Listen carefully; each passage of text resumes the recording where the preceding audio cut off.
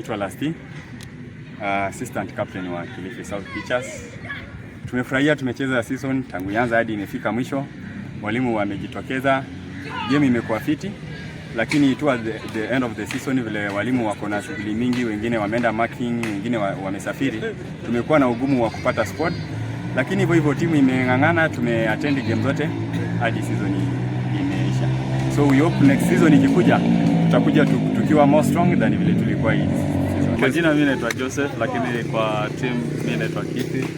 So tumekuwa na team nzuri, tumecheza hii league since last year hadi saa hii December tumemaliza, but kumekuwa na ups and downs, na kuna game tumewin, game tumelose, lakini hiyo ni hali ya game. Juu game kuna vitu tatu, kuna win, kuna draw, kuna lose. So tumewin kadhaa, tumedraw kadhaa, tumelose kadhaa, lakini that is the spirit of the game.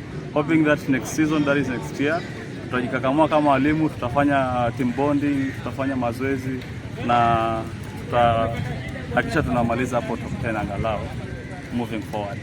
Learn so many things, tumejifunza mambo mengi sana in terms of discipline. Walimu wamemaintain discipline kama walimu, lakini upande mwingine wale wa vijana sana pia nao wamejaribu. Tumekuwa tukiwarekebisha hapa na pale, lakini kuna timu zingine kidogo zimeonyesha hali za kutokuwa na nidhamu, lakini with the assistance of the Matchcom na wale viongozi wengine wame-maintain.